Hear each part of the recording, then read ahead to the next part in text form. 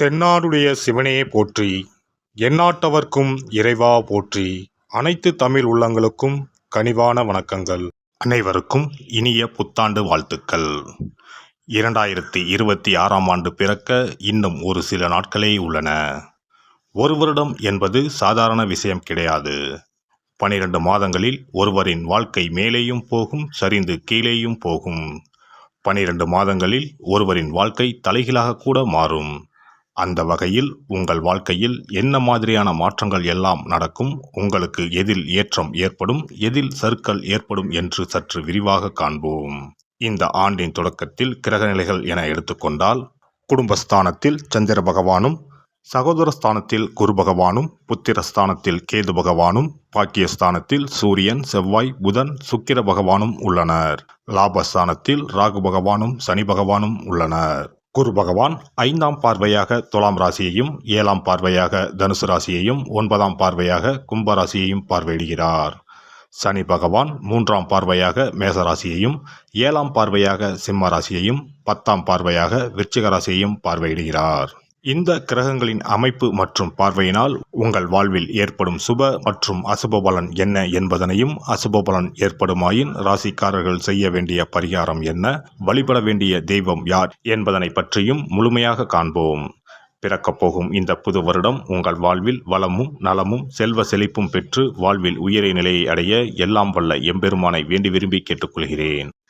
புதுமையான சிந்தனைகள் உடைய கன்னிராசி அன்பர்களே, இந்த வருடம் சிலருக்கு விலை உயர்ந்த பொருட்கள் சேரும். அவ்வப்போது தோன்றும் வதந்திகளுக்கு முற்றுப்புள்ளி வைப்பீர்கள். வாக்கு வன்மை மேம்படும். தனதானிய விருத்தி உண்டாகும். திட்டமிட்ட முயற்சிகளில் வெற்றி உண்டாகும். குடும்பத்திற்கு தேவையான புதிய பொருட்களை வாங்குவீர்கள். பிறருடன் பேசும்போது வார்த்தைகளில் கவனம் வேண்டும். குடும்பத்தில் பாக பிரிவினைகள் மூலம் எதிர்பார்த்த பங்குகள் கிடைக்கும். புதிய மனை மற்றும் வீடு வாங்குவதற்கான வாய்ப்புகள் ஏற்படும். திருமணமான தம்பதிகளுக்கு மகிழ்ச்சியான செய்திகள் கிடைக்கும். பயணத்தின் போது விழிப்புடன் இருக்கவும். எதிர்பாராத சில பயணங்கள் மூலம் ஆரோக்கியத்தில் ஏற்ற இறக்கமான சூழல் உண்டாகும். பங்காளி வகை உறவினர்களிடம் அனுசரித்து செல்லவும். திருத்தலம் தொடர்பான பயணங்களை மேற்கொண்டு மனம் மகிழ்வீர்கள். பணிபுரிவோருக்கு இந்த ஆண்டு பொறுப்புகள் அதிகரிக்கும். சக ஊழியர்களின் ஒத்துழைப்பு மன மகிழ்ச்சியை ஏற்படுத்தும். எதிர்பாராத சில உதவிகள் அவ்வப்போது கிடைக்கும். சிலருக்கு எதிர்பாராத வகையில் இடமாற்றம் ஏற்படும். வியாபாரிகளை பொறுத்தவரை இந்த ஆண்டு சாதகமான போக்குகள் உருவாகும். பெரிய அளவிலான முதலீடு விஷயங்களில் கவனம் வேண்டும். பணிபுரிபவர்களிடம் இருந்து வந்த கருத்து வேறுபாடுகள் நீங்கும். புதிய தொழில்நுட்ப கருவிகளின் வரவால் சில நேரங்களில் கையிருப்புகள் குறையும். மனை சார்ந்த வியாபாரத்தில் ஆதாயம் மேம்படும்.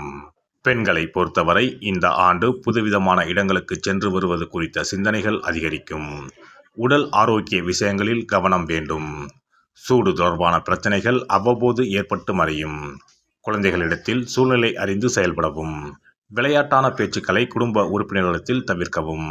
அரசியல்வாதிகளை பொறுத்தவரை இந்த ஆண்டு ஆதாயமான பலன்கள் உருவாகும். எதிர்பாராத சில வரவுகள் அமையும். திடீர் பயணங்களால் சரியான நேரங்களில் உணவு உட்கொள்ள முடியாத சூழல் அமையும். புதிய முயற்சிகளில் ஆலோசனை பெற்று முடிவெடுப்பது நன்மை தரும். கலைஞர்களை பொறுத்தவரை இந்த ஆண்டு மகிழ்ச்சியான செய்திகள் கிடைக்கும். தடைப்பட்ட சில வாய்ப்புகள் சாதகமாக அமையும். பொருளாதாரத்தில் ஏற்ற இறக்கங்கள் உண்டாகும். உடல் ஆரோக்கியத்தில் சற்று கவனம் வேண்டும். மாணவர்களை பொறுத்தவரை கல்வியில் இருந்து வந்த ஆர்வமின்மை குறையும். அடிப்படை கல்வியில் ஏற்ற இறக்கமான சூழல் ஏற்பட்டாலும் நல்ல மதிப்பெண்களை பெறுவீர்கள்.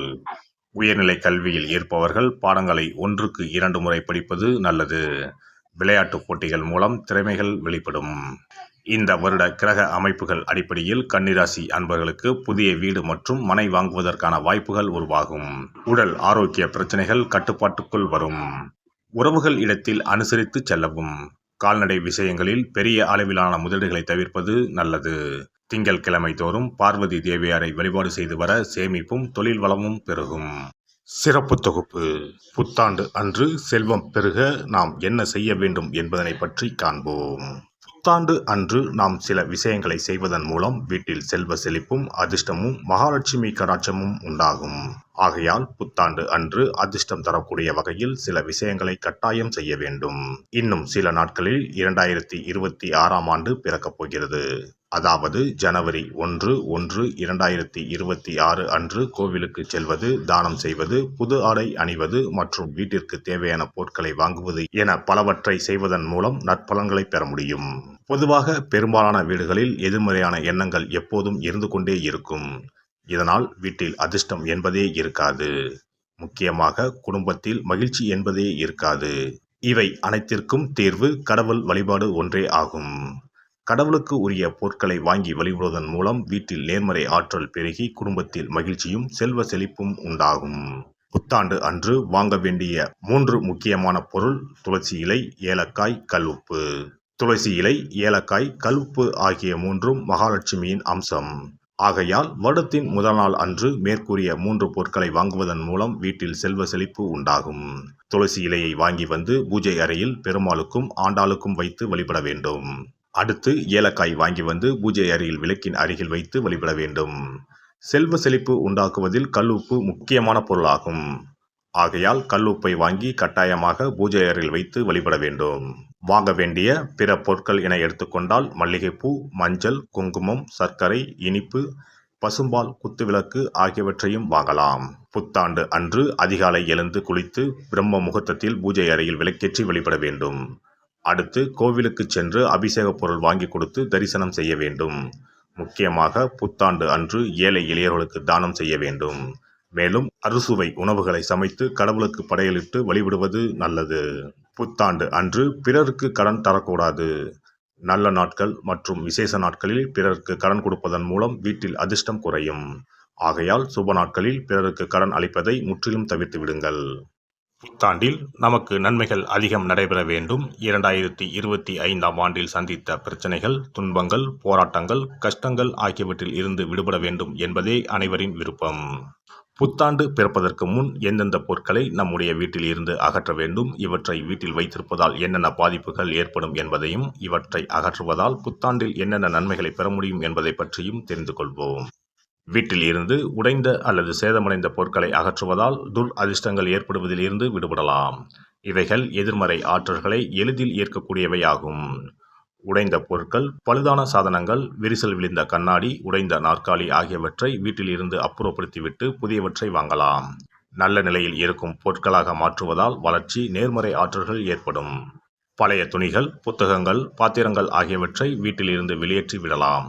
வேறு யாருக்காவது தானமாகவும் அல்லது மறுசுழற்சி முறையில் பயன்படுத்தக்கூடியதாகவும் மாற்றி அமைக்கலாம்.